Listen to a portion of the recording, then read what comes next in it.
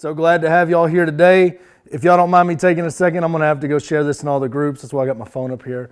No, that's factual. What I'm going to ask you to do is, if you're getting any value out of this, I'm going to ask you at the jump, please share the stream. I don't know how many people are on from the jump, but share it. We're going to give a minute for a couple more people to get on.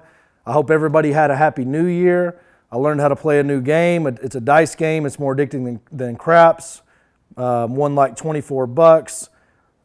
That's probably not the right way to say it. I think I lost 74, but I won once and won 74 or $24. So pretty happy about that. I want to thank everybody for joining. I've got a screen over to the side that tells me we've got 3 viewers. We'll roll with that. The other day we're doing a fundraiser to help somebody get a house. During that, it was a question and answer and a gentleman stepped up, and he's actually here in studio today, and he asked me a question about a sub-2.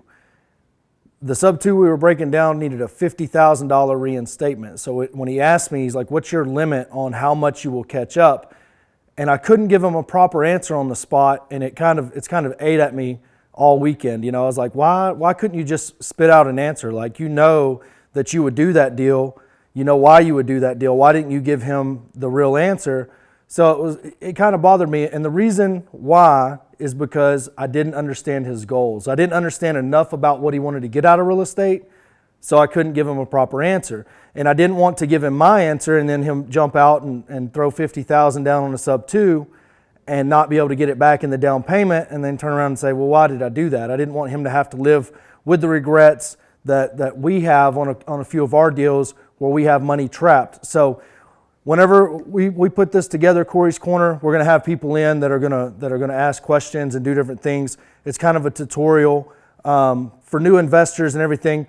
But one of the biggest things that you need to know when you get started is your mindset. Everybody always talks about a why. Everybody always talks about your purpose. Everybody always speaks on these things, but what are they? And how do they help you in real estate investing? So I wanted to touch on that because new year, new me, all that same old BS. I want to help people understand what our mindset is and how it's helped us be more successful, even though if somebody looked at it on paper, they would say, well, that's probably not the best track record on a few of those deals. I still feel like every one of them is a success because we always learn from them. So I've got a whiteboard over here that's going to try to keep me on task. Anytime you have a question, I've got a screen over to my right that I can see your questions. Ryan and Daniel and Kevin and Travion are going to try to help me point out the good questions, and Ryan will come up here and ask them or something if I don't see them when they come by. So please ask questions. It's just me talking to a camera, and this is way more difficult than you can imagine. So anyways, what I want to do, I got a whiteboard over here. I'm going to go into kind of my story a little bit. Our stories are all unique and different, and they shape us, and they're also help us figure out what our goals are for real estate investing. My partner wanted to buy like 6 rent houses. He had done all the research. He knew what he wanted to do, and I got laid off from work. So he kind of brought me in to help him buy 6 rent houses. What that's turned into is something way different. I think we're sitting right at 90 doors. We got a lot more under contract right now at the moment. We're doing a bunch of owner finance. It's grown into its own business. But at the beginning, we weren't treating it like a business. We were kind of treating it like, I think he always was. I was just kind of slow. I wasn't an entrepreneur. I didn't have entrepreneurial background.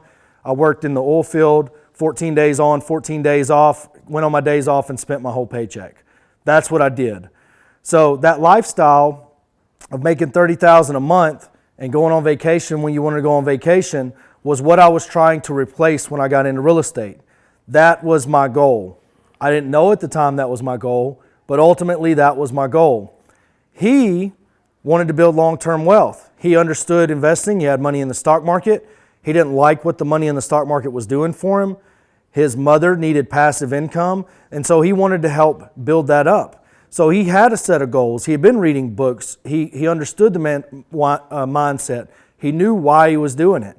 Me, on the other hand, I just had this thing that I wanted to replace, and it's a lifestyle. And lifestyle, whenever I speak on lifestyle, I'm talking about getting a paycheck, going to the bar, hanging out with your friends, buying the shots, doing the things that we do in our 20s, I think a lot of us live towards a lifestyle in our 20s. There's nothing wrong with it. I'm not going to speak bad about it. I enjoyed everything that I did in my 20s. But if I got into real estate and I wanted to replace that lifestyle, I would have a completely different set of goals than what I have now. If I was going to chase that lifestyle, I would just flip houses, get my 100,000, go spend it at the club, go back, flip another one, get my 100,000, go spend it at the club, and do those sorts of things. I wouldn't be on the path chasing passive income. I wouldn't be becoming a landlord. I would be a house flipper. And that's kind of the things that you want to understand. So during our journey, we had two different goals. I was trying to replace a $30,000 a month income. He was trying to get passive income to help his mother out. Those were two completely different things, and we started building a business together. Now, luckily, we've been best friends since we were 15. We eventually, well, when I say we, Jacob got me on task, got me to start setting goals, got me to start reading books, got me to understand that, and then through our own mistakes, we learned and growed even more, because every mistake we had exponential growth versus if we came to a seminar and listened to somebody talk about it. If we came to a seminar and listened to somebody talk about it, we would follow up and go take action, but we didn't learn as much as whenever we would go broke and have to go out and figure it out and find money to become unbroke, which means we had to learn how to wholesale. Didn't even know what wholesaling was. Had to learn how to flip the proper way, I guess is the way to say it. We at the beginning, we were just buying them for less and selling them for more, and that was working, but we weren't using any percentages on figures. We weren't figuring in closing costs. We were making a lot of mistakes early that would bankrupt most people that are less aggressive, because early on we could have made some real hazardous mistakes. But once we got our goals in place, once we took some licks, lost a little bit of money on this rehab.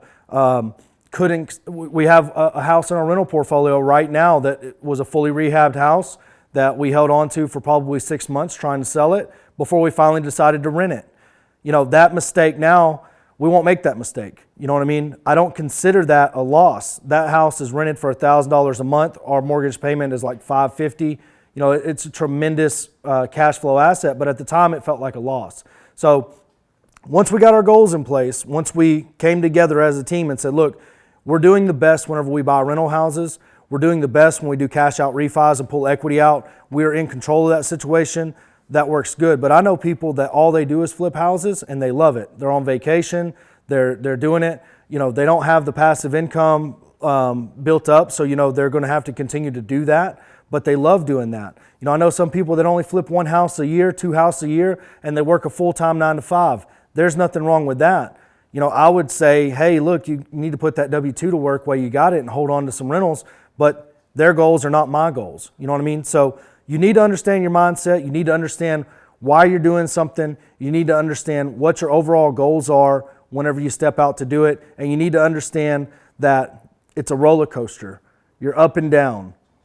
If you're learning during the down moments, it's not a loss.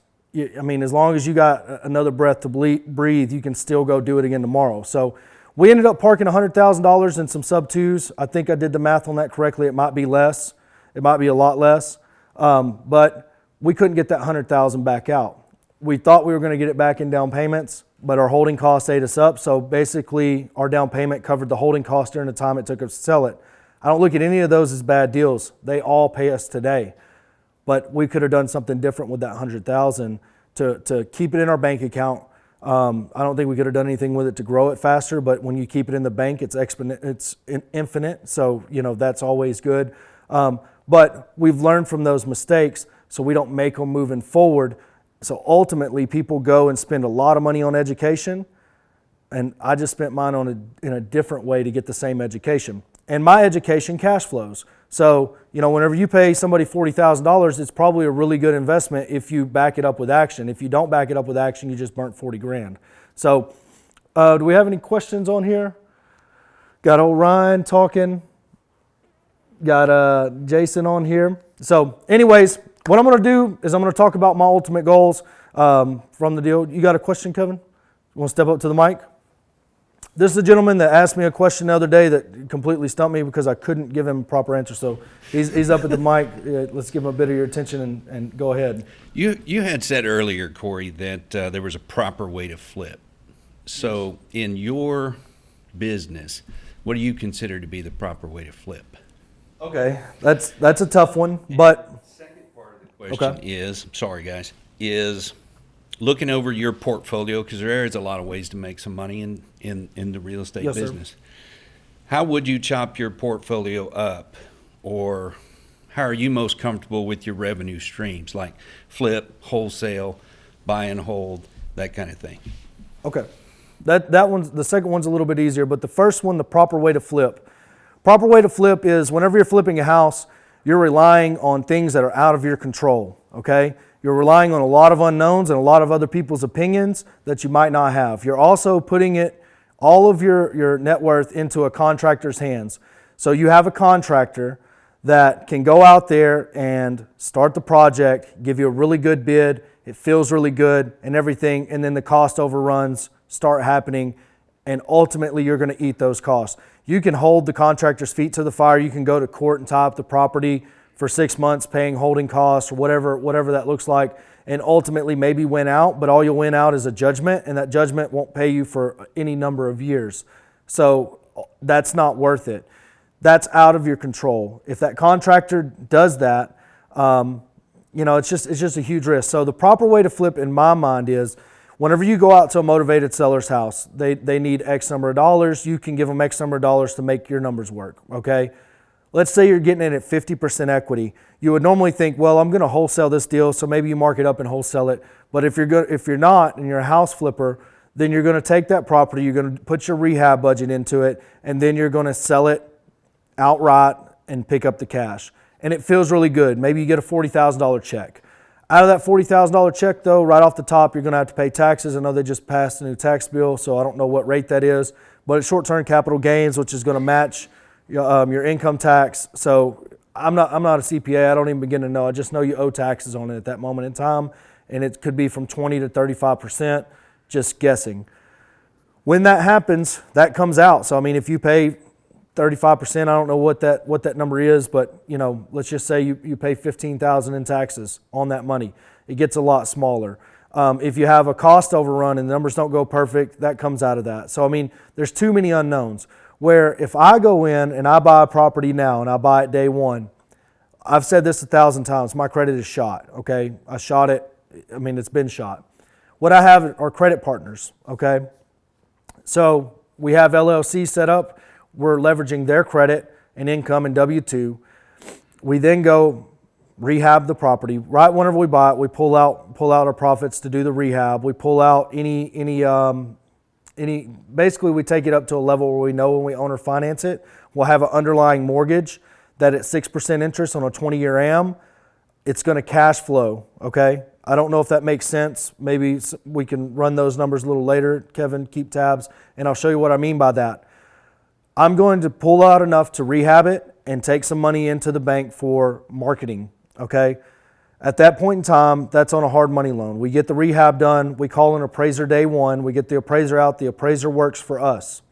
So when the appraiser goes out, he appraises the property, comes back. Hopefully at that moment in time, it's all dependent upon the appraiser, but if you've done your homework and CMA and everything, you get back an appraisal that if you have $80,000 in the property, you want that property to appraise for $100,000, okay? Now you can do a cash out refi at a bank that'll loan you 80% of loan to value and get 100% of your money back out of the property day one, okay? So the 20% is what's left on the table, but if it appraises for 100, you want to have 80,000 in it. You want to have 80% of whatever you think it's going to appraise for in it. Actually, you really want less because you want a safety factor. But those are the hypothetical numbers. At that point in time, you now have a loan on it, okay? 6% interest, 20M. That's what our bank does. It's a variable. They revisit it in 5 years, so it could go up, but those are our base numbers right now. We then turn around and offer it up owner finance, which now we're in control. We're not up against a bank appraiser. We're evaluating our buyer, and we ask 10 to 20% down. So let's say on this same $100,000 house, we find somebody with $10,000 down. Let's say we only had $70,000 in it. So we picked up $10,000. When we get our down payment, we pick up another $10,000. The end buyer pays the closing costs. There are going to be some holding costs and fees in there. So let's say $2,500 comes out. So now we're sitting at $17,500 in profit, okay? That we will still have to pay income tax on part of it, but the part that comes out on the loan is not a taxable event at that moment in time. We wrap the mortgage. I don't have the numbers right in front of me, but I'm going to guess it's going to cash flow $300 a month. That $300 a month is important, but the biggest thing is we made $17,500. We didn't have to pay a real estate agent. We didn't have to do anything. We picked up $17,500 free and clear. We do owe a little bit of taxes on it, but we also trapped $300 a month for the next 20 years. And then after 20 years, that last 10 years is just a pure and sweet cash flow of the entire deal. That deal right there, you're in control from start to finish. You're not relying on an end buyer that's going to come in and beat your rehab down and say, oh, you did such a terrible job. I wanted this, I wanted that. You're not relying on a real estate agent that might not understand the sales process and won't work objections. And I'm not talking about the one that lists it for you. I'm talking about the agents that represent buyers, and they go out and somebody says, oh man, I hate the paint color. And instead of saying, lower the offer and we'll paint the house or whatever, you know what I mean? We'll paint it to whatever color they want. We'll paint it purple. They never actually work that objection and shoot a low offer so they can go paint it themselves or demand that we paint it. So you're not up against any of that. You are in control the whole time. Now, we sell these deals on Facebook and use bandit signs and everything else. We have a system in place. Until we learned that system, there was a learning curve. But overall, we like that better because now we're not cash poor the entire time. We're getting our money out faster. We actually picked up our marketing budget at the beginning on the hard money loan. We're in control the whole time and we're not cash strapped. We're not poor. Your second question was our portfolio. You wanted me to evaluate it and break it down. Our portfolio, $101,000 last year, just ours, not our mobile home park company is different. We have partners on that. So just our personal rentals, we collected $101,000 in rent. We paid out interest, taxes, insurance, everything. We paid out $106,000. That most of y'all think, oh man, that's terrible investing. On that is a bunch of preventative maintenance and a shit ton of vacancies. Vacancies are what killed us last year, and it was, I take 100% responsibility for that. I didn't focus enough on keeping tenants in. Once we got a property rehab, sometimes it would sit 2 or 3 months before we'd actually rent it. Things like that. So there are things that we did at the time that, because we're flipping and doing these other things that would take priority over what we were doing. We didn't pay attention to our vacancies and they ate us up. But then we also had some big CapEx expenses on things that we wanted to get out of the way, that we wanted to spend, that we didn't necessarily have to spend. We rewired our 7-plex. We painted it. We did a whole slew of things to our RV park as far as the septic and everything that were big CapEx expenditures that we were making whenever we were wholesaling and flipping that we spent that we wouldn't necessarily spend next year. So what we did was we did an end of year review on just the properties we owned this year and owned all year. Well, actually, even the ones we only owned 6 months were in there. And next year we're going to compare where we're at. So all of our goals are measurable. All of our successes are measurable. We'll know that last year we lost $5,000 on our rentals, but this year we made $40,000 on our rentals on the exact same group of rentals. So we do that every year. We sit down and look at all of our deals, the good and the bad, and see where we could get more efficient, where we might need to hire somebody to answer the phone, or we might need to outsource answering service. And these are problems that we didn't have when we started. When you set bigger goals, you create bigger problems. So when I look at our rentals, I'm not mad at them, even though on paper it looks like they did bad. And there's different mindsets on rentals. Rentals are long-term retirement type stuff. In 20 years, they'll all be paid for. It'll be really hard to lose money on them whenever you're collecting, $100,000 every year and you don't owe anybody anything except taxes and insurance. So it's a different mindset on that, and it's a different set of goals whenever you're thinking about rentals. Our owner finance portfolio, we collected $60,000 in interest alone. Now, most of those are sub-2s or mortgages that we've got on our own that we wrapped. So those things, they all cash flow, I guess, probably average about $300-$400 a month a piece. Overall, the whole portfolio, they did really, really well. Even though we had several people get a couple of payments behind, but we let them keep rolling. We're We're not looking to get the house back. We want to stay with our original buyer. They're all going to catch up during income tax season, so that's going to help us out then. But overall, those did tremendously well. I don't actually have the numbers on those, so I love that. And then our mobile home park is a completely separate portfolio. We collected $60,000 in rent. We bought our first mobile home park in May, so you can look at the numbers on those and realize that they're exponentially. It's just growing. Next year we'll collect $500,000 in rent probably from mobile home parks alone. Very, very good assets, very, very strong return. Going to be really hard to mess with that, but also the way we're buying them and the way we're refinancing them, we're going to have very little money in that portfolio too, and we're keeping and building our cash reserves. So those are that's a rough breakdown. I don't know if that got Kevin covered, but I hope somebody got some value out of it. What you got, Ryan? Well, it's kind of interesting that you were doing like where you're at now or where you're going. Lacey Allen Janka has a quick question for you. What's that? She's my faves. There you go. She was asking, what was your method, strategy in buying your first property? In other words, or maybe a separate question, how would you recommend a first-time buyer to proceed? Love that question. Here's the reality of our first property. We stepped out of a meetup. We went to one networking event. Very first time they talked about hard money lending and filling out a contract. Didn't understand anything about what was being said across the table from me. All I knew was I could buy a house for $10,000 in Mahia, Texas, and I had $10,000 in my pocket. So what I wanted to know was if I paid them $10,000 in the front yard, if I was protected. I didn't understand title or anything. So when we walked out on the sidewalk that day, many of y'all have heard this story 100 times over. We made a decision that we were going to start investing in real estate. Now, my story is a little different. I had some money in the bank. I don't have any money in the bank now, but then I had money in the bank. So when I went out and took that first risk, it was my money. Now, if I had to do it over again, I wouldn't do that. I would use hard money. And it's funny that mindset changes, but I understand hard money now and how powerful it is. I understand leverage, and that's what I would do. But when we made a decision, and that is the first step, period. You have to make the decision. If you don't make the decision, everything else is just noise. You got to commit first and figure the rest out later. I don't know if y'all follow Grant Cardone, but that is the most powerful principle that has led us to all of this success is committing first and figure the rest out later. Now I'm talking about commitment. I'm not talking about this 2018-17 commitment. I'm talking about all-in commitment. So when we made that decision, here it is, my best friend, he's got some money. I've got some money, which is what my family needs to eat. It's very important. It's very important that at this moment in time, I have no job. I have no source of income. It's very important that I don't fail at this moment in time. So I'm committed. Whatever we do, we're going to make it work. We're going to figure it out. So didn't know where to start. Didn't know what driving for dollars were. Knew nothing about real estate. Did not even know that you close real estate at a title company. Had no concept of real estate. But I knew one thing. They held an auction at my courthouse every Tuesday. That's just what I knew. I knew it.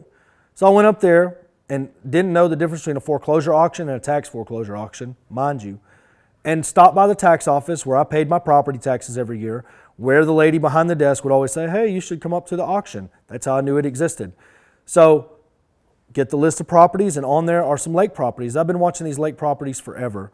Well, there was also 30 acres. 30 acres spoke to me. I like land. So I went and checked it out. Didn't understand it. Didn't understand how you put yourself at risk when you buy from a tax auction. Didn't understand anything except that there was 30 acres that was going to be sold with a starting bid of $15,000. And once again, I had $15,000 in my pocket. So I was going to show up. So the next thing I did was show up to the tax auction. While I'm at the tax auction, I don't know if y'all know this about me, but I like to talk. I never meet a stranger. What I didn't know was the school had a separate tax auction going, and on that auction was 89 acres. 89 acres brings out the big money, brings out the lawyers from Dallas, the lawyers from Austin, the lawyers from all over that come to Little Oak Groesbeck to try to buy 89 acres because that 89 acres opening bid was like $30,000. So it was a real steal. Anyways, there's 200 people on the steps. It's the most I've ever seen then. I still haven't gone to an auction where I've seen more people, and they were there for the 89. They didn't know the 30 existed. I didn't know the 89 existed. So it was kind of a neat deal. Well, the first guy I started talking to, just chance, luck, whatever, he's in town. He's an old school real estate investor, probably 60 years old. He owns a couple of RV parks. We start talking about that. And he said, well, when I came to town, he's like, I'm here to look at a house, It's Culberson Avenue. It's in the hood in Groesbeck. And then he's looking at another one on Navasota, okay?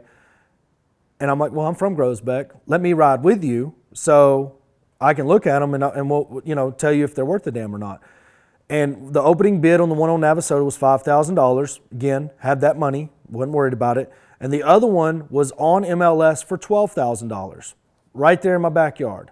So I was looking at them. We rode out there. I told him about a property that I had that I would sell that I own free and clear. Told him what I wanted for it. I told him about an RV park that we actually own today.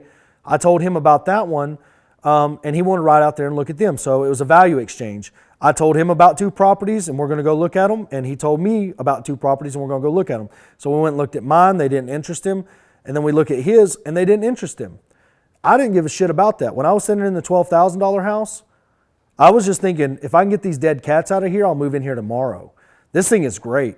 Like, there's nothing wrong with it. Like, nothing. They literally hadn't stole the AC. Nothing was wrong with it. It was a slab house, about 1,000 square foot, for $12,000. I didn't understand ROI or anything. The only thing I knew is if I bought this for $12,000, I could probably sell it for $13,000. And at that point, I would have made $1,000, and I needed to make $30,000 that month, so I'd be $1,000 closer to my goal. None of the rest mattered. Now, when I talked to my partner, he was like, skeptical because he understood the neighborhood. So I had to pull in my main appraiser, my main hater, one of my real good friends, Shane. If you got anything in life that you need somebody to hate on, get Shane in. He'll crush your dreams. He's a soul crusher. But funny thing is, he's actually one of our credit partners now. So, through victories, we brought him over to the dark side. So I take him in there, and even he was like, you know what? This ain't that bad. Them dead cats are a little stinky, but, I think if you shampoo these carpets, it'll be all right. So that was our very first deal. We put it under contract. The other one that he showed me on Navasota was an opening bid of $5,000. We bought it off auction.com. Didn't know how auction.com worked. Didn't know shit about it. I just sat there I was in the underwear on my couch, just hammering away on auction.com on a random day. It was actually a Tuesday because it was a Texas Tuesday. It was a foreclosure. I didn't know that at the time. I was just on auction.com buying this house that had an opening bid of $5,000. Ended up getting it for $27,000. I think we made $17,000 on that flip. On the other one, just random, sometimes I think God loves me because we had 2 people roll up and offer us $25,000 down for that house. We had $23,000 in it after we did a rehab because at that point in time we were really big into rehab and stuff. So we decked this one out. We put granite in that one. Don't ask. I don't know. It was just something I felt like doing at the time. I was like, you know what? If I'm going to live in the hood, I want granite. So I put granite in there. And anyways, they came in, offered us, their grandmother had given them $25,000. So they made a $25,000 offer to owner finance. I didn't understand owner finance. I didn't know what it was. But I knew this. If I had 23 in it, and I'm getting 25 for a down payment, then the rest of the money was free money, and that had to have been a good investment. As a matter of fact, I actually talked down about that one right after we did it. I was like, man, that's only $200 a month. Now I'm like, dude, that's such a killer deal. It's so unbelievable. It's such a great story to tell. But those were our first 2 deals, and our third deal came off of Craigslist because, again, we didn't understand marketing. We didn't understand wholesaling. We didn't know who wholesalers were. I was just randomly looking on Craigslist, found a house. He wanted 47. It was on the tax roll for 90. Went over there and bought the thing, rehabbed it, and we made, I think, $23,000 on it. So those are our first 3 deals, and we did them. I don't know if I'd recommend doing that. I mean, if you're committed to it, you'll figure it out. I promise you that. And if you're not committed to it, you won't take action. So those are the 2 lessons from our start in real estate investing. Good morning, Corey. I got a question here from Jason Witherspoon. I'm looking at a 2004 double wide on 5 acres. It is very nice. Do you hard limit what you'll spend on a trailer, like a max of $10,000, or if it is a nice home, do you work the deal as long as the numbers work? It could be $85,000 all in. County has land valued at $58,000. You want to write those numbers down, or you want me to spit them out one more time? No, I'm good. I got it on the deal. Okay, so on the tax roll for 50, right? You think it's worth 89. Here's the great thing about trailer houses. They have such a negative connotation. When you go to negotiate with your seller, that's your leverage. If you don't know what leverage is, Google it. I don't necessarily know what it is either. I just know it's your ability to get the deal to go your way. How many people are going to buy that trailer? Who's in the market for it? what that person is thinking, that's what you're thinking, that's what I'm thinking, that's what everybody's thinking. So now it's just, how do I make the deal work? Where I would start on my evaluation of that deal is, what would it rent for? Because my worst case scenario on that is I become a landlord. So what is that property going to rent for? Then I would base my offer off of that number. We stick to the 2% rule. So if we're going to buy a house for $50,000, we better be able to rent it for $1,000. Okay, that works. $100,000 and less houses, maybe not even $100,000 less, maybe only $70,000 and less houses, work on the 2% rule. You got to use a different rule whenever you get to $300,000 houses, I've figured out. But on this particular deal, it's a 2% rule. That's what I'm going to base it off of. So find out what it'll rent for. Your offer then at that point in time will come off of there. But I wouldn't even, I don't have a set limit on that deal, because if I can buy that house, owner finance, on my terms, if I make the offer and I say, look, I don't have any money, so I don't want to give you any money down. I want a 30-year AM and I want 4% interest. And that'll pay him $400 a month on my offer. And I know I can turn around and rent that thing for $1,000 and make $600 a month cash flow and not have any of my credit tied up. I'm doing that all day long. If I know I'm going to have to go in and put in $10,000 worth of work, then I'm going to figure what my cash on cash return on that $10,000 is going to be. If I'm getting $600 a month and I got $10,000 in it, I don't even know what is that. We're making $12,000 a year. No, it's not $12,000. Six times 12. Anyways, you're gonna make over 50 over. So you're gonna make a 72% return on your money. I don't know why I was on 12. I was stuck on it though. I was like, lost. But anyways, in that point in time, your cash on cash returns 20 or 72%. Where can you get a better return than that? So those are the numbers I'll look at. Now, anytime it's a trailer, look, who's he going to sell it to? Banks aren't going to loan money on it most of the time to an owner-occupied buyer. They're not going to do a 30-year loan. They're going to want the traditional 20% down. So you have a lot less buyers, and there's a bunch more you can do with it. And even if it has an underlying lien, as a trailer, you want to make sure that it's a real property, that it's been attached to the deed, and it's not personal property. Those, when it becomes a personal property, there's a whole different set of dynamics that I don't even understand yet, even though we buy mobile home parks all the time. One of our other partners does all the title work on them.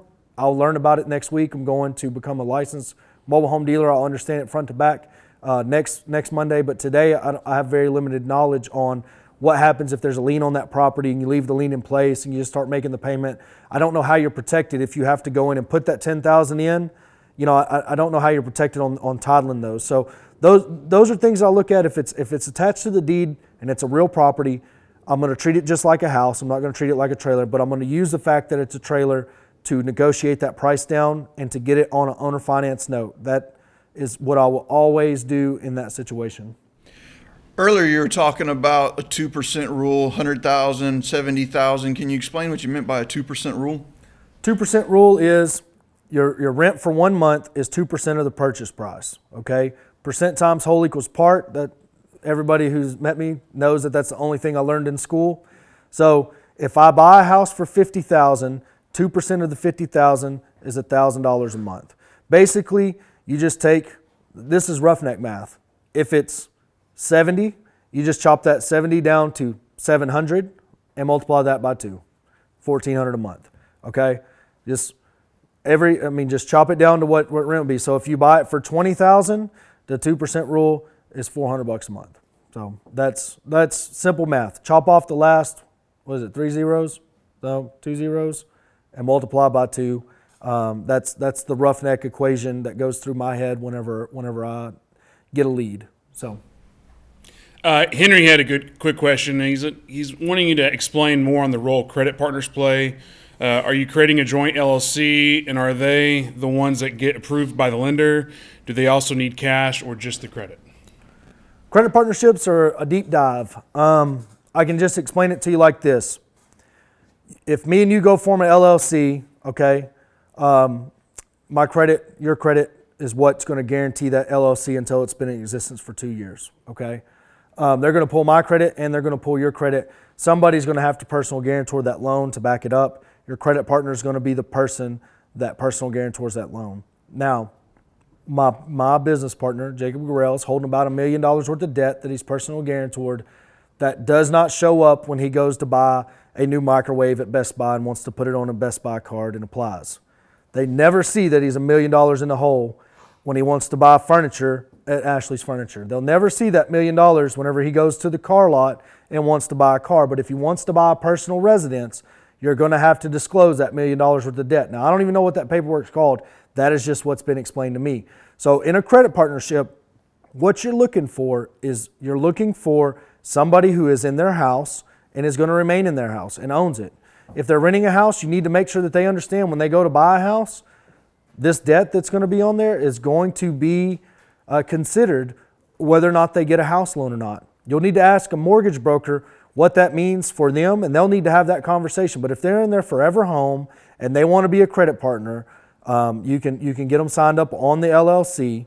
When you get them signed up on the LLC, you get them to personal guarantor the loan. Okay, if they just want to do that one deal and make $3,000, you can then buy them out after the loan's established. You can buy them out at some point down the road. You can pay them a dividend on it. You can leave them on and just pay them and use them on the next one. But that is how credit partnerships work. This was explained to me by the CFO of a major corporation.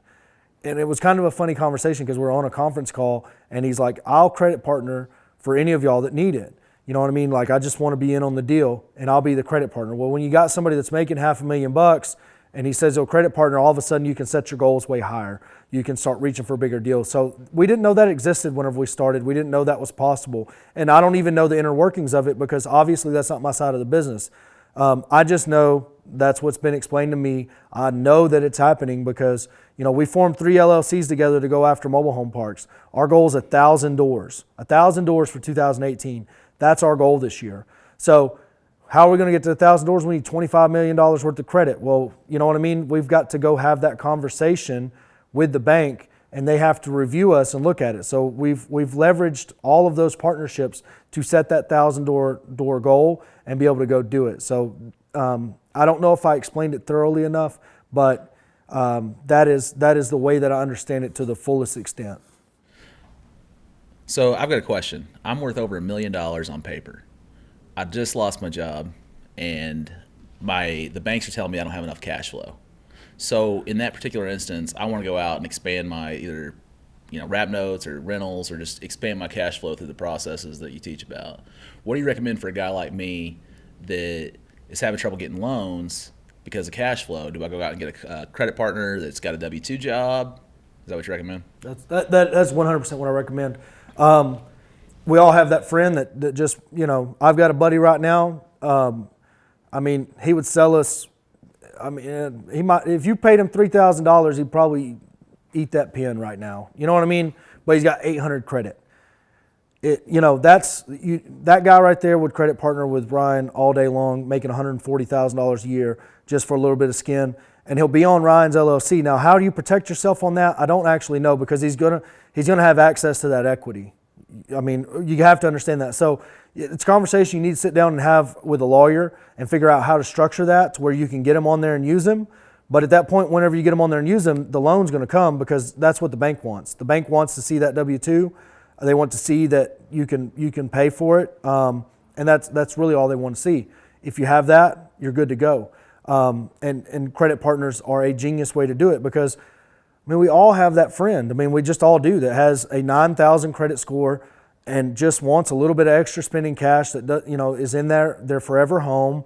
That's going to work that W-2 job from here until forever. Put their money in their 401k, and if you get them an extra $3,000 and they can use it as money down on a jet ski, then they're good to go. You know what I mean? So, that's just the reality of life. So I would reach out to your network. I'd just make a Facebook status about it. Honestly, I'd say, hey, look, I'm looking for a credit partner. I'm willing to pay. Like to sit down and buy some lunch and have a conversation.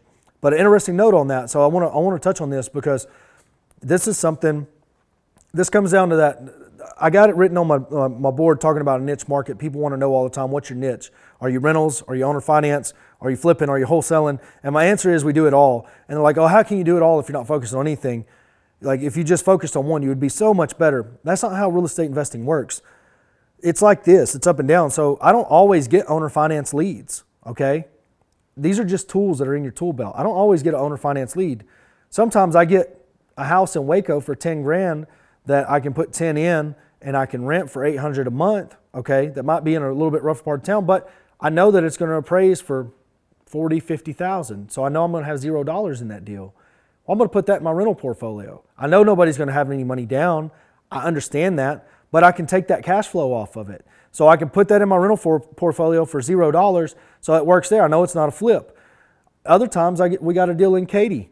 We're not going to do anything to it. We're going to turn around and sell it. We're going to pick up 30 grand that fast. You know what I mean? That's a flip in our mind, but we're not doing any work to it. So it takes all of these things, like Ryan says, you got to be able to show the income. So you have to go do the wholesale and the flipping, and then keep the ones that are your rentals. Keep some of them back. Keep the really good ones that are going to cash flow and meet that goal. So I don't have a niche market when it comes to that, and I really want one, but I just can't seem to pay the bills this month. We had to go wholesale. We're going to pick up $30,000 in wholesale fees this month. That's just the nature of this month. Next month we'll probably keep all those for rentals. You know what I mean? That's just the way the cookie crumbles sometimes for us. So I want to break down a deal, because this is Ryan just brought up the $1 million net worth, and I want y'all to understand what that is. Does anybody want to come right on the whiteboard? I got Zeed's done up there. If anybody wants to know what that means, reach out to me afterwards. Ryan, you want to come be my artist? You got to go, Kevin. Come on. I'm gonna step out of the way. Is that mic off? Okay. So, which camera? Do I need to come over here? Right here? Okay. So what I want to do is, Kevin's going to write because my chicken scratch is unlegible. I want to break down this deal. This is what's up? Over here? Sorry, I'm new on TV.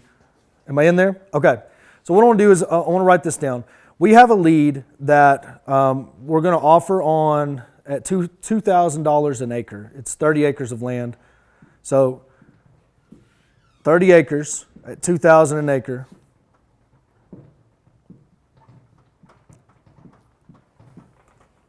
I'm going to hold this. I don't know if the noise is coming back. So this land is landlocked, okay? So when we got this lead, I put it on Facebook, and everybody, I think, thought I was trying to sell it. What I was looking for was a partner that had experience, and I want you to understand this. I want people to understand what this lead for us was for us at first. It's on the tax roll for $40,000 an acre. That's what's on the tax roll for. So at $40,000 an acre, this is worth $1.2 million. Just write down $1.2 million. On tax roll? No, it's $1.2 million, period. Like, we're gonna get to this, because I want you to understand what this is, okay? So if we buy this 30 acres at $2,000 an acre, that's minus 60,000. Do 1.2 minus 60K, okay? That's, what is that, $1.14 million. That is your instant net worth when you buy this deal. I want you to understand that net worth used to mean nothing to me, because I would say, I had this funny saying, net worth plus $1 and you could buy a Coke, okay? So you got 1.4 million in net worth. So you paid 60, now you got 1.4 million or 1.14 million in net worth, all right? The flipping mentality is, I want to get access to that 1 million, okay? I want to sell this and get my million. What happens whenever you do that? Anybody? You have to pay taxes. So that 1.14 million up here, minus 35%, is sitting down around 800,000, okay? I think 30, I don't know what the new tax is. It used to be 40%, but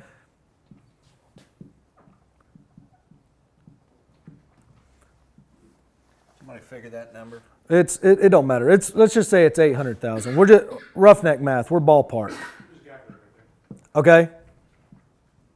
Now, this is just a question. Do you want a $1.1 million net worth or $800,000 in the bank? And this is a short-sighted, this is mentality, this is mindset, okay? If you want the $800,000, you need to flip houses. Goal should be to flip houses. If you want the 800,000 on that, go flip houses. You're chasing a lifestyle. You want to go to the bar. You want to buy the cars. You want to do that. Get the 800,000. I want the 1.14 million in net worth. That's what I want, because here's what I can do with that. Here's what we're going to do with this property. 110%. It's going under contract later this evening. We're going to pay our money. Even if they ask $2,500 an acre, we're still going to buy it. We're going to buy it in our mobile home park company. All right, pay cash for it. We're immediately going to go to the bank and get a $500,000 credit line against it. We'll have $500,000 that we can draw from at 6% interest anytime we get ready to do a deal. And we're going to take this 1.4 million that again, this land is landlocked, okay? You can't get to it but by water. But since you can get to it by water, it opens it up. It makes it worth this money, okay? We're going to get a $500,000 credit line against it. Our deal that we can't get a hard money lender for because it's out in BFE and it's trailer houses, we no longer have to call a hard money lender. We pull out of our credit line. We go buy the mobile home park. We get it up and performing. As soon as we do, the bank will attach an amortization schedule, which I can't even say that word, to that loan. So let's say we take the whole $500,000. They'll put a 20-year AM on it, 6% interest. We'll start paying down debt on that. Our credit line will be replenished, okay, if everything appraises, talking about the mobile home park, as long as it appraises. If not, we'll end up with some money in it. But that is how a credit line from the bank works. So we're going to take this and we're going to flip it over and over again, and we're not going to create any tax liability. I'm not losing 35% whenever I do this. If they will give us a $700,000 credit line against it, we're going to take a $700,000 credit line. We might buy 2 mobile home parks with that $700,000 and do 3 flip houses with it. You know what I mean? It just opens up the possibilities, and living in vision rather than circumstance is what led this to this deal. What led us to how can we make this deal work? Our first mindset was to sue everybody in sight and get access to the land so we could get the $800,000.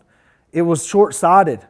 If we leverage it, if we hawk it, if we borrow money against it, we have less obstacles in our way, and we get this. Now, to the other people that are saying we're stealing the family's bundle of money and all that kind of stuff, back up for a second. It's a family feud is the reason why. It's not a family feud. Anyways, the people that own the property that have it landlocked will never give this family access to it. So the reason why they're selling it to us so discounted is because they believe in our business. This isn't a letter we wrote or something like that. They were just like, hey, you know, we're going to have to pay a $30,000 tax liability on this year. We're just tired of writing that check. Would y'all take this off our hands for X number of dollars? And the answer to us at the time was, well, we're never going to get access to it. It's a really long play. How does this fit into our business model? And then boom, as soon as somebody said we can hawk it and get a loan against it, I was like, of course we can. Why would we not do anything else? So goals are important. When your goals, you know, if we're trying to get this 800,000, we might be in court for the next 10 years suing trying to get access to it. If we're trying to build a 1,000-door portfolio, we're going to take this, we're going to get a credit line and build out that 1,000 doors. So I just kind of want to show you that. I didn't even have that on my board, but I hope y'all got some value from it. Do you want me to just show the leverage side of this equation? No, I don't want to. I mean, this is kind of just scribbling. Some people are visual. Leave it up there. We'll let them look at it a little bit. I just want you to understand that, you know, this is short-sighted. This is I'm going to go buy. I don't even know what's cool to buy anymore. That's how shit less I give about it. But you're going to go buy something, spend it, take a vacation or whatever. This is I'm going to build out something that I'm going to give to my kids. I'm going to build out something that's going to create generational wealth. I'm going to build something that's, you know, survive any economic downfall. You know, it's just, you're going to build something that's bulletproof and going to pay off huge dividends in 5 years versus this 800,000. If you pick that up today, there's chances you couldn't do enough with it. You wouldn't know what to do with it well enough to do better than if you kept the asset and just borrowed money against it. You would actually be better off because, you know, our bank will loan us 80% of loan to value. I don't know if they'll do that on a credit line, but just pretending theoretically we could get the 800,000 against it day one anyways and go buy the Lambo or go gambling or do whatever we wanted to do with that at that point in time. But of course we wouldn't do that. But anyways, I want to show you that. What else did I have on my list? Does anybody have any questions? Nobody? Anything? We got some. Ryan, if not, I'll do some cold calling. Try to show people kind of what happens behind the scenes. I think it's easy to talk about. So Sean Burke, he was asking, so you're not using any of that 60 or of land, just using it for the 500 million credit. 500,000 credit, right? I mean, we won't. The land is one parcel. It's 2 peninsulas. It's all waterfront. I mean, it'll give me an excuse to get a boat, go out there and visit it. But overall, no, we won't use it. You know, I'm the day we close on it, I will approach the people behind and say, hey, look, we just bought this land. Of course, I'll have Emery with me, and you know, I would like to do some horse trading. I would like to trade, you know, however many acres, you know, it is to get access. So if, let's say we take the road that it takes to get through their land, takes up 2 acres of land, and we'll trade 2 acres, straight trade, and put a barrier between us and you, so you can leave that woods and you won't see us and we won't see you. And my goal with that land, honestly, is if we do get access to it, I want to build a house there. I want that me and Emery to be able to go out there and fish off the front dock and just keep hawking it and buying more trailer parks. I mean, that's honestly the only real goal with it. And what about the $30,000 tax payment? We'll make On it the every land. year. I mean, it's cost of doing business. We're going to pay that in hard money fees and origination fees and everything else this year anyways. It's just the cost of doing business. We'll just keep it in place. The taxable value helps you so much when an appraiser goes to look at it. It's crazy, but it would, because the appraiser knows, you know what I mean? I was blown away that that's what it was on the tax roll for, but it makes sense because on the lake, half-acre lots sell for $80,000, unimproved. So, I mean, 40,000 an acre is really low on what that would be if you subdivided it and developed it. And then just on a personal note, hey, thank you so much for coming and doing this. If you like what he's doing, please like and share. A couple quick shout outs. We got a lot of people watching, a lot of love. Actually, there's just too many to do shout outs. But anyway, hey, like and share the video. If you like Corey, give him some love. And hopefully he'll stick around and keep dumping knowledge on you guys. We're going to do this every Friday, aren't we? Or maybe. Yeah. Hey, well, we're going to be doing more in the future. I don't know how often or how frequent, but we will be coming up. I didn't get a chance to cold call, but in the future, we're going to do more like actionable items. I wanted to do a mindset thing today because I wanted, you know, it's New Year's, new me and all that. You want measurable goals versus bullshit goals. You want things that you can actually measure, not things like, oh, I just want to be happy.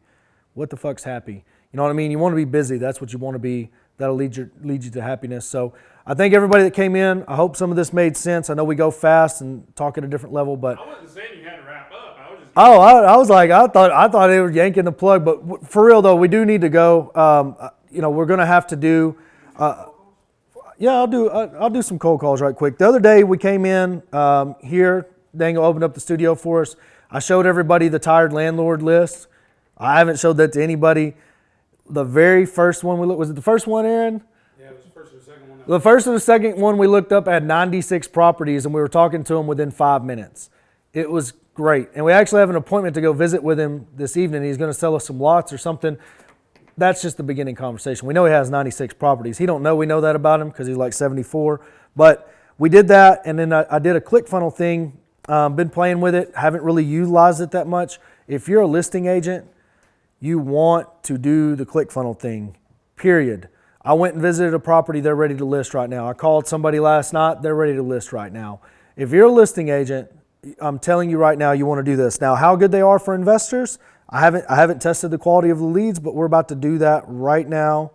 Damn, I got all kinds of stuff on here.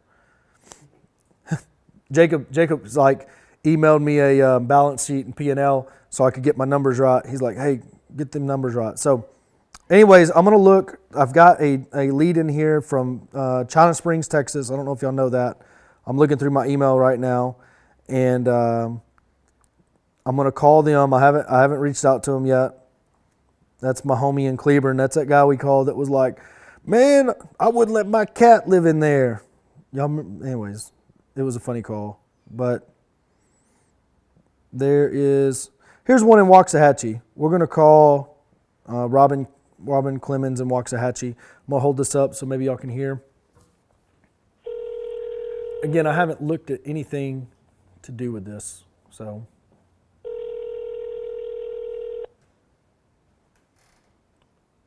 Can y'all hear the phone ringing?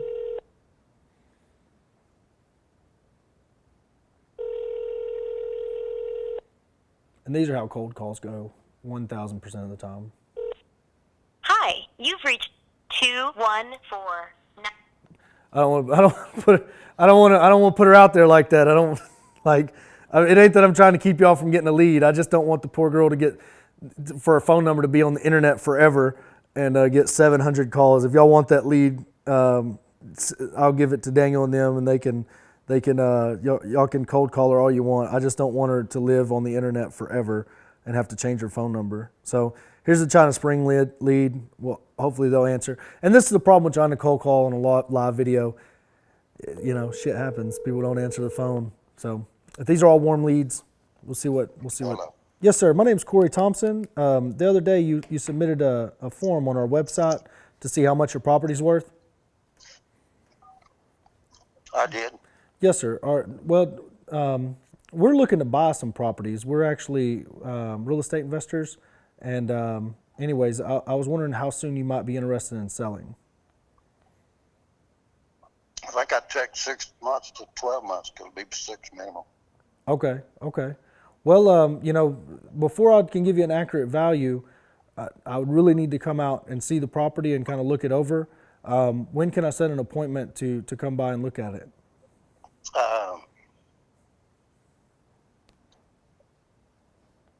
This week's not good. Maybe next week. Yes, sir. It's a bad week for me too. All right. Well, can we set something up for Monday or Tuesday? Let's do Tuesday. Okay, Tuesday. What time?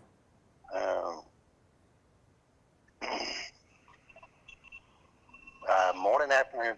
You pick. Just make sure you call me like Monday and remind me. Yes, sir. We'll shoot for Tuesday afternoon. I'll call you Monday and we'll set something up. Okay. All right. Thank you, sir. Thank you. All right, so that was kind of gamey. I stumbled over it because I'm sitting here on camera. I'm much better when there ain't a camera in my face. But he obviously isn't that motivated to sell. He said 6 to 12 months. I don't know if y'all heard that. I always set the appointment. That's my only goal on a cold call. I know some people would be like, why would you do that? Normally I would have looked at this lead, evaluated it, know what he owes versus what it is, have an idea about what his equity is. So my only goal whenever I'm calling somebody is to set the appointment to see what the house actually is. If he would have been like, fuck you, give me an offer, I'd have been like, all right, 200,000. Because anyways, I would have said 200,000. And he said, oh yeah, I want to do it. I'm like, all right, great, let's meet and get a contract. And then when I got there, I would renegotiate the price because some people are just hardball. You're the one that, you know what I mean? You're supposed to be the real estate guru, genius, whatever. You called me, you tell me. So if they want a number, I give them a number. I'll back out on it when I get there because ain't nothing in writing. So let's see what this one is. This is a Corsicana property. Guy's name's Grace. See if we can get old Grace to set an appointment. I'll look at this one today on my way home.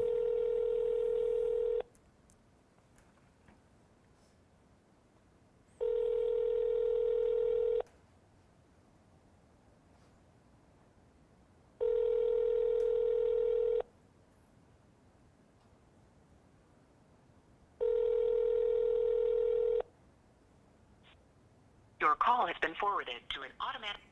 Old Grace ain't home, but I don't know how many more of these I got. I know. Here's one in Ennis. Yep. This is an investor. 100%. So this one should be fun. I'm sorry, but the person you called. They ain't got a voicemail box set up yet. I know they're investor by their email that they submitted on here. So if you're an investor and you don't have your voicemail box set up yet, please don't be that person. Well, I think I've called some of these already. I know I have. Okay. Well, anyways, that's all I got for today. I appreciate everybody that's helped me with my GoFundMe. We're actually this week, they're going by to buy the mobile home. So we're reaching our goal. I'll try to set something up for the end of the month somewhere to do our little marketing class again. And we're also going to have a webinar where we're going to show the tired landlord list and setting up ClickFunnels. I hope I can talk Daniel into getting this software that we can do our ClickFunnels through him. Maybe, possibly. He's thinking about it. So if he does, I would much rather give my money to Daniel than I had anybody else. So if you don't know what Propelio is, please look into them further. Right now, whenever we leave here, we got some guys. They're going to jump in the truck with me. We're actually taking Daniel's list. I've mapped it on Google Maps. We're going to ride around and door knock and drop notes, put out bandit signs. I'm gonna show them my broke man hustle. We'll be doing some live videos in the Roughneck Real Estate Facebook group. So go in there and you'll get to see us as we run around and act like fools in the Arlington area. And as everybody knows that's ever rode around with me and I'm around to Bone Daddies, we're gonna stop at Bone Daddies at some point and eat. So Ryan's writing me a letter. Oh yes, the San Antonio event, February 26th. I don't know if y'all know who Mitch Stevens is, but when he did the live from here, that was my first introduction to him. I was at our mobile home park in Kearns, Texas. I stopped what I was doing. He was so intriguing, fascinating, knowledgeable. I don't know how many adjectives I could use to describe him. It was unbelievable. I think he's the keynote speaker in San Antonio along with Daniel. And foreclosures, Daniel's gonna be talking foreclosures. The very first time I ever heard Daniel speak, it was the exact same way. I just had to sit back and say, oh my gosh, how have I not met this guy yet? And literally Daniel walked out of our meetup and drove home, and we sat at George's bar in Waco and said, man, we have got to figure out a way to get that dude's phone number and call him up and soak up some of his knowledge. So it's going to be a powerful event. I know I'm going to come up with a way to sponsor, a creative name of something. But anyways, I look at it as a chance to vacation.